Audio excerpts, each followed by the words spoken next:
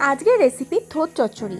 খুব সহজে বাড়িতে এই পদ্ধতিটি ফলো করে আপনারা ইজিলি থোর বানিয়ে নিতে পারবেন। এতে যেমন টেস্টি হয় তেমন খেতেও হয় দুর্দান্ত। কিভাবে বাড়িতে ইজিলি থোর কাটবেন তার পদ্ধতিও এই ভিডিওতে শেয়ার করেছি। বাই দ্য ওয়ে, আমি মৌ, আপনাদের সকলকে আমার চ্যানেলে স্বাগত।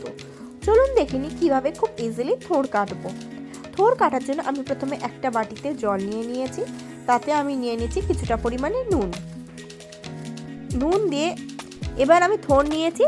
থোরের গায়ের খোসাটা আগে ধীরে ধীরে ছাড়িয়ে ফেলে দিতে হবে। নিয়ে একদম ভেতরের যে সরু সাদা অংশ সেটাকে নিয়েছি। এবার এটাকে প্রথমে ছোট ছোট করে কেটে নিচ্ছি। এবার এর গায়েও এইভাবে আঁশটাকে ধীরে ধীরে ছাড়িয়ে বাদ দিয়ে দিচ্ছি। দেখুন, ঠিক এইভাবে খোসাটাকে বাদ দিয়ে দিচ্ছি। এইভাবে গায়ের আঁশ কিছুটা কেটে বাদ দিয়ে দিলে যখন আমরা কাটবো তখন যে থোড়ের আঁশ বেরোয় সেটা পরিমাণে কম বেরোবে। দেখুন, এইভাবে খোসাটা বাদ দিয়ে দিয়েছি। এবার এইভাবে সরু সরু করে কেটে নেব। আপনারা পদ্ধতিটা দেখুন। যেহেতু গায়ে খোসাটা একটু ডিপ করে বাদ দিয়ে দিয়েছি, তাই এখানে খুব বেশি আঁশ আসবে না। দেখুন, আমি এইভাবে কিছুটা কেটে নিচ্ছি। তবু একবার হাত দিয়ে চেক করে নেবো, যদি কিছুটা পরিমাণে আঁশ থাকে এইভাবে টানলে সেই আঁশটা হাতে বেরিয়ে চলে আসবে। দেখুন, আঁশটা হাতে যেটুকুটা রয়েছে হাতে বেরিয়ে চলে আসছে। এইভাবে আমি সবগুলোকে গোল গোল করে কেটে নেব এবং কাটা হয়ে গেলে এই কাটা অংশগুলোকে আমি এই নুন দেওয়া জলে ভিজিয়ে রাখবো। এইভাবে আমি সমস্ত থোরটাকে গোল গোল করে কেটে নেব।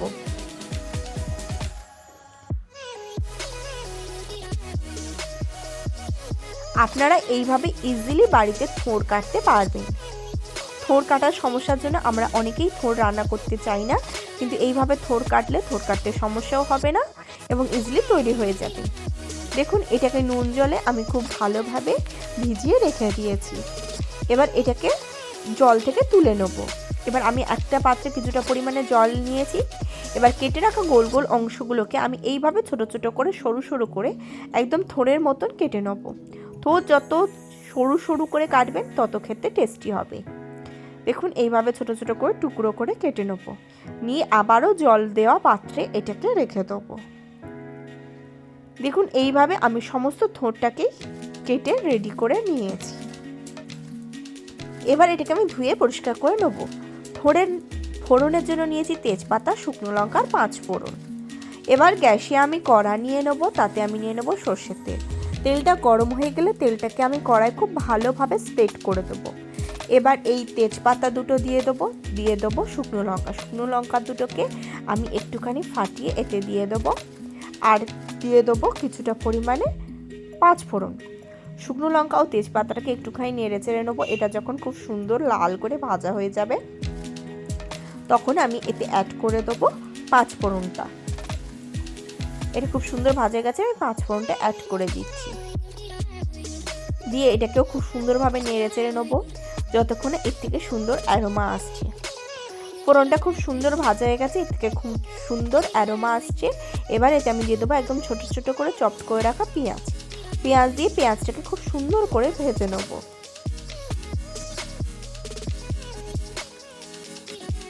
দেখুন, পেঁয়াজটাকে আমি খুব সুন্দর করে ভেজে নিচ্ছি।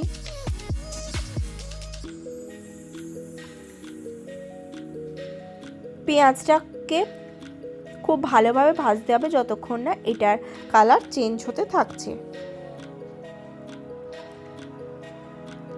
এইভাবে আমি 5-6 মিনিট মতন পেঁয়াজটাকে খুব সুন্দরভাবে ভেজে নেব। পেঁয়াজটা খুব সুন্দরভাবে ভাজা হয়ে গিয়েছে। এবার এতে আমি অ্যাড করে দেবো আদা বাটা দিয়ে আদা বাটাটাকেও এর সাথে খুব সুন্দরভাবে আমি কষিয়ে নেব। এবার আমি এতে দিয়ে দেবো রসুন বাটা দিয়ে রসুন বাটাটাকেও এর সাথে খুব সুন্দরভাবে আমি কষিয়ে নেব। দেখুন, পেঁয়াজ ও রসুন দিয়ে এটাকে খুব সুন্দরভাবে কষিয়ে নিচ্ছি। মশলাটাকে খুব সুন্দরভাবে কষাতে হবে যতক্ষণ না কাঁচা গন্ধ চলে যায়। এটা যখন খুব সুন্দরভাবে কষানো হয়ে যাবে তখন এতে দিয়ে দেবো একদম ছোট ছোট করে ডুমো করে কেটে রাখা আলু দিয়ে আলুটাকেও এর সাথে খুব সুন্দরভাবে ভাজতে থাকবো।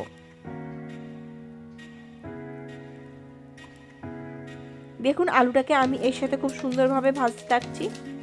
আলুটাকে ভাজার জন্য এতে সামান্য পরিমাণে নুন দিয়ে দেবো। নুন দিয়ে এটাকে আবারও ভাজতে থাকবো। আলুটা যাতে তাড়াতাড়ি সিদ্ধ হয়ে যায় সেজন্য এটাকে ঢাকনা চাপা দিয়ে দেবো 5 মিনিটের জন্য। 5 মিনিট পরে ঢাকনা সরিয়ে নেবো, নিয়ে আবারও এটাকে খুব সুন্দরভাবে কষতে থাকবো।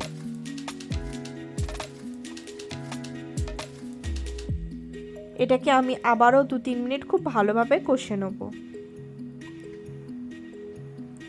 2-3 মিনিট খুব ভালোভাবে কষিয়ে নিয়েছি। এবার এতে আমি অ্যাড করে দেবো হলুদ গুঁড়ো, দিয়ে দেবো পরিমাণ মতো লঙ্কা গুঁড়ো। আপনারা যেরকম ঝাল খাবেন সেই অনুপাতে লঙ্কাটা দেবেন। হলুদ ও লঙ্কা দিয়ে লঙ্কা ও হলুদটাকেও এর সাথে কষতে থাকবো। দেখুন আমি মশলাগুলোকে খুব সুন্দরভাবে কষিয়ে নিচ্ছি। এইভাবে বেশ কিছুক্ষণ কষিয়ে নিয়েছি। এবার আমি অ্যাড করে দেবো জিরে গুঁড়ো। আপনারা চাইলে জিরে বাটাও অ্যাড করতে পারেন। জিরে গুঁড়ো দিয়েও এটাকে খুব সুন্দরভাবে কষাতে থাকবো। এবার এতে আমি অ্যাড করে দেবো কিছুটা পরিমাণে ধনে গুঁড়ো। ধনে গুঁড়ো দিয়ে ধনে গুঁড়োটাকেও এর সাথে খুব সুন্দরভাবে কষিয়ে নেব। জিরে ধনে দিয়ে সমস্ত মশলাকে আমি খুব ভালোভাবে কষিয়ে নেব। সমস্ত মশলা খুব সুন্দরভাবে কষিয়ে নিতে হবে। সমস্ত মশলা খুব সুন্দরভাবে কষানো হয়ে গেছে এবং মশলার কাঁচা গন্ধ চলে গিয়েছে। এবার এতে আমি অ্যাড করে দেবো কেটে রাখা থোড়। দেখুন থোড় আমি অ্যাড করে দিয়েছি। এবার থোড় দিয়ে থোড়টাকে আমি এর সাথে খুব সুন্দরভাবে কষাতে থাকবো।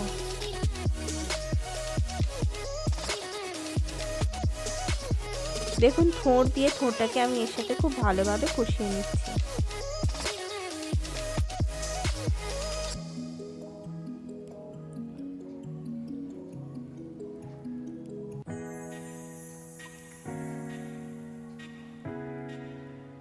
দেখুন থোড় আলু সমস্ত কিছু একসাথে খুব ভালোভাবে আমি কষাতে থাকছি। এইভাবে আমি 4-5 মিনিট খুব ভালোভাবে কষিয়ে নেব। এইভাবে আমি 4-5 মিনিট কষিয়ে নিয়েছি। এবার এটাকে ঢাকনা চাপা দিয়ে দেবো 4-5 মিনিটের জন্য। 4-5 মিনিট হয়ে গিয়েছে, আমি ঢাকনা সরিয়ে নিচ্ছি, নিয়ে এটাকে আবারও কষিয়ে নেব।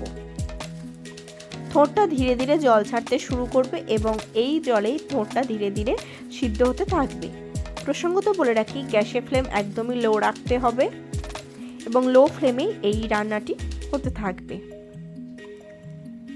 আমি আবারও এটাকে 2-3 মিনিট খুব ভালোভাবে কষিয়ে নেব, নিয়ে আবারও 3 থেকে 4 মিনিটের জন্য এটাকে ঢাকনা চাপা দিয়ে দেবো। 4-5 মিনিট পরে আবারও ঢাকনা সরিয়ে নেব, নিয়ে এটাকে আবারও কষাতে থাকবো 4-5 মিনিটের জন্য। এই প্রসেসটা আমি কন্টিনিউয়াসলি রিপিটেডলি করতে থাকবো। 4-5 মিনিট পরে এতে আমি অ্যাড করে দেবো বাদবাকি নুনটা। আপনারা নুনটা দেখে দেবেন, যেহেতু প্রথমে নুন ব্যবহার হয়েছিল তাই আপনারা আপনাদের পরিমাণ মতন এই সময় দেখে নুনটা দিয়ে দেবেন। নুন দিয়ে আবারও এটাকে 2-3 মিনিট নাড়িয়ে চাড়িয়ে নেব। 2-3 মিনিট কষে নেওয়ার পর এটাকে আবারও ঢাকনা চাপা দিয়ে দেবো 5 মিনিটের জন্য। 5 মিনিট পরে আমি আবারও ঢাকনা সরিয়ে নেব। ঢাকনা সরিয়ে নিয়েছি, নিয়ে এটাকে আমি আবারও কষাতে থাকবো।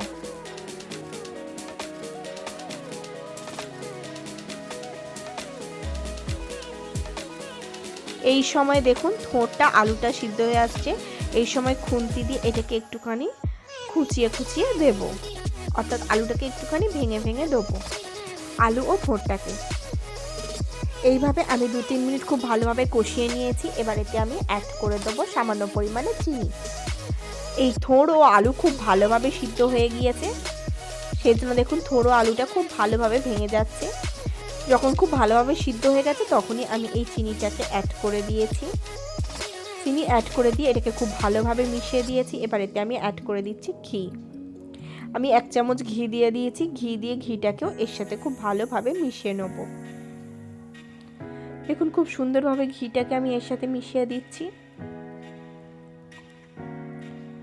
খুব ভালোভাবে ঘিটাকে মিশিয়ে দিয়েছি। এবার এতে আমি অ্যাড করে দেব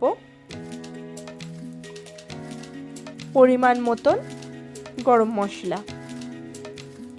গরম মশলা দিয়ে গরম মশলাটাকেও এর সাথে খুব ভালোভাবে মিশিয়ে নেব। ঘি ও গরম মশলা দিয়ে খুব সুন্দরভাবে মিশিয়ে দেওয়ার পর আমি গ্যাসের ফ্লেম অফ করে দেবো এবং এটাকে ঢাকনা চাপা দিয়ে রেখে দেবো 2 মিনিট স্ট্যান্ডিং টাইমে। রেখে দিলেই তৈরি হয়ে যাবে আজকে আমাদের দুর্দান্ত স্বাদের থোড়ের রেসিপি। দেখুন কত সহজে ইজিলি তৈরি হয়ে গেল এই রেসিপিটি। থোড় আমাদের জন্য যে কতটা উপকারী তার বলার বাহুল্য রাখে না। আপনারা এই রেসিপিটি ফলো করে অবশ্যই বাড়িতে একবার থোড় বানান, এটি দুর্দান্ত টেস্টি হয় আর খুব সহজে এর পদ্ধতিতে কাটাও হয়ে যায় আর তৈরিও হয়ে যায়। আশা করি আজকের ভিডিওটি আপনাদের ভালো লেগেছে। যদি ভালো লাগে অবশ্যই লাইক করবেন, কমেন্ট করবেন, শেয়ার করবেন আর আমার চ্যানেলটি অবশ্যই সাবস্ক্রাইব করে নেবেন এরকম নিত্য নতুন রেসিপি সবার আগে পাওয়ার জন্য।